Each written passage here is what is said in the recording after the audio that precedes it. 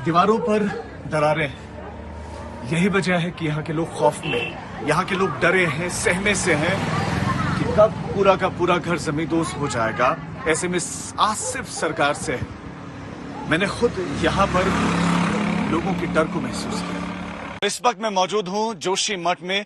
पूरा जोशी मठ इस वक्त डरा हुआ है और आप मेरे ठीक पीछे वो डर का कारण देख सकते हैं, महसूस नहीं कर सकते क्योंकि आप दूर हैं। मैं महसूस कर पा रहा हूं कि यहां पर स्थिति क्या है। सबसे पहले तो इन तस्वीरों के साथ ही हम शुरुआत करेंगे कि एक घर जहां पर चंद दिनों पहले तक पूरा परिवार रह रहा था, परिवार हंसी खुशी रह रहा था, यहां पर हर चीज होती थी। इस प्रांगण में इस घर के बच्चे खेलते थे, लेकिन आज न इस घर का प्रांगण बचा है, न इस घर की दीवारें बची हैं, न इस घर का किचन बचा है, न रहने के लिए कमरे बचे हैं, न इस घर में बना हुआ वो मंदिर बचा है जो इस घर की छत पर बना हुआ था। वो तस्वीर भी आपको दिखाएंगे, लेकिन ये इस घर की स्थिति और दशा को आप देखिए और समझिए कि यहां पर हालात क्या है।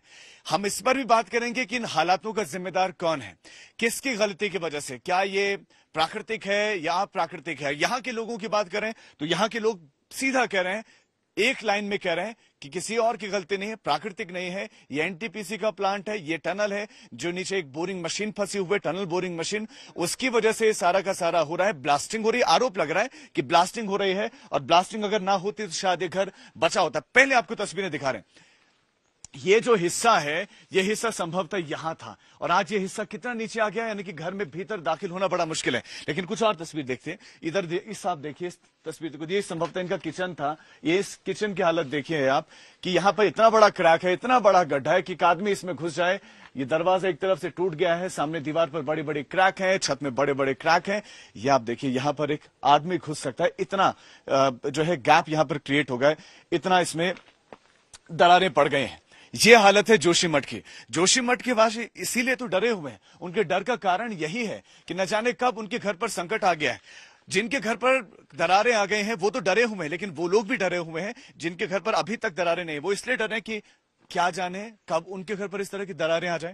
ये आप तस्वीरें देख रहे हैं, ये पगडंडी जो इस घर से बिल्कुल लगी हुई थी, नीचे की तरफ पगडंडी जा रही है, लेकिन पगडंडी बिल्कुल अलग हो गई है और ये हिस्सा कब नीचे गिर जाए मैं खुद भी नहीं कह सकता। मैं यहां पर मौजूद हूं कि कब ये हिस्सा नीचे चला जाए, लेकिन यहां के लोग कह रहे हैं कि बीते 2-3 दिन से जब से ये आदेश हुआ है कि जो कंस्ट्रक्शन यहां पर चल रहा है या जो एनटीपीसी के प्लांट नीचे वर्क कर रहे हैं वहां पर फिलहाल काम रुका हुआ है, या बीआरओ के जो काम चल रहे हैं वो रुके हुए हैं। इसकी वजह से, जी हाँ, इसकी वजह से ये दीवारें नीचे नहीं ढह रही हैं या फिर ये जो पगडंडियां नीचे नहीं गिर रहे हैं। लेकिन आप जरा सा आप आगे आएंगे तो मैं आपको कुछ और तस्वीर दिखाता हूं। ये इसी घर का एक कमरा, यहां पर लोग रहते थे, लेकिन आज इसकी हालत, मैं भीतर जाने में डर रहा हूं क्योंकि छत भी बिल्कुल जर्जर है। भीतर जो है यहां पर आप देखेंगे तो पूरे बहुत बुरे हालात हैं। इस तरफ से घर का जो मलबा है वो इस तरह से दीवारें टूट गए हैं, एक बड़ा सा गैप, 2 आदमी इस क्रैक से इस दीवार से आर पार जा सकते हैं, इतना बुरा हाल है। भीतर की दशा हम दिखा नहीं सकते। भीतर तो हालात बहुत खराब है, बहुत ज्यादा रिस्की है भीतर जाना भी, क्योंकि ऊपर भी जो छत है वो बमुश्किल 1-2 हिस्सों पर टिकी हुई है और वो कभी भी नीचे गिर सकती है। और ये तो दिखाने की स्थिति है नहीं कमरे के भीतर कितनी दरारें हैं। ये है डर की वजह है, ये है उनके आशंकित होने की वजह कि ये उनके पूर्वजों के घर थे।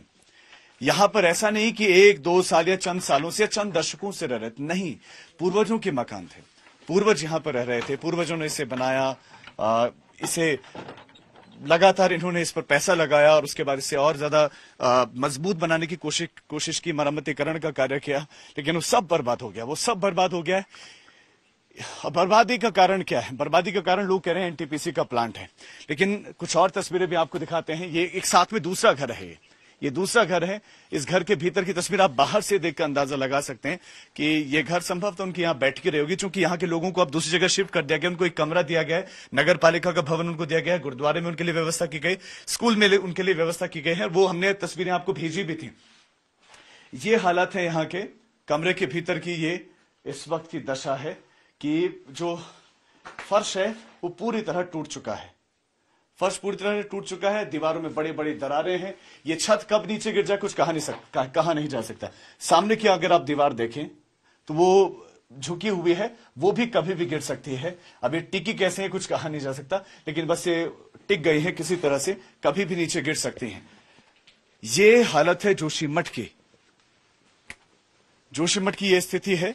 और अभी मैं आपको एक और तस्वीर दिखाऊंगा जो शायद आपको सबसे ज्यादा तकलीफ दे, क्योंकि हमारा भरोसा ईश्वर पर होता है कि ईश्वर हमें बचा लेगा, ईश्वर ऐसे समय में हमारे साथ होंगे। लेकिन यहां पर एक मंदिर भी है, वो मंदिर ही टूट गया है। वो मंदिर टूट गया। वो यहां से तस्वीरें नहीं दिख रही है, मैं आपको मंदिर के पास भी लिए चलूंगा, लेकिन जरा यहां से आप इस घर की तस्वीर देखिए। ये इस घर का दूसरा छोर है। इस घर के दूसरे छोर को आप देखिए, क्या कुछ बचा है इस घर में? आपको लग रहा है कि ये यहां पर लोग रहते होंगे? कुछ नहीं बचा है। झटके में सब समाप्त हो गया। झटके में सब समाप्त हो गया। यह है स्थिति इस घर की, और यहां पर अब कुछ भी नहीं बचा है। दीवारें पूरी तरह से टूट चुकी हैं। हालात बहुत ज्यादा यहां पर खराब हो चुके हैं। 9 वार्ड्स के हालात बहुत ज्यादा खराब हैं। लोग डरे हुए हैं, लोग सहमे हुए हैं, क्योंकि हर घर में दरार है। ऐसे में लोगों को समझ नहीं आ रहा है कि वो क्या करें। पुष्कर सिंह धामी ग्राउंड जीरो पे लोगों से मिले, परिवारों से मिले, और इसके बाद अब फिर से वो निरीक्षण में जा रहे हैं और उन्होंने इस बात को कहा है कि स्थिति गंभीर है। फिलहाल राज्य सरकार की जो प्रायोरिटी है वो ये है कि किस तरह से परिवारों को राहत पहुंचाया जाए। उनका ये भी कहना है कि किन कारणों से ये पूरा घटनाक्रम हो रहा है, इसको असर्टेन करने की कोशिश कर रही है राज्य सरकार। और फिलहाल जो पूरी स्थिति है उस पर राज्य सरकार नजर बनाए हुए है। लेकिन मुख्यमंत्री का ये कहना है कि पहली प्रायोरिटी इस वक्त उत्तराखंड सरकार की ये है कि किसी तरह से परिवारों को राहत पहुंचाया जाए, क्योंकि ये सर्द मौसम है, ठंड का समय है, बर्फबारी होने का खतरा है। ऐसे में जो क्लाइमेटिक कंडीशंस हैं वो भी अनफेवरेबल हैं, और यही वजह है कि राज्य सरकार की प्रायोरिटी है कि पहले फिलहाल जो है राहत का कार्य किया जाए। वीडियो सहयोगी अभिषेक के साथ मैं अमित भारद्वाज, जोशीमठ, आज तक।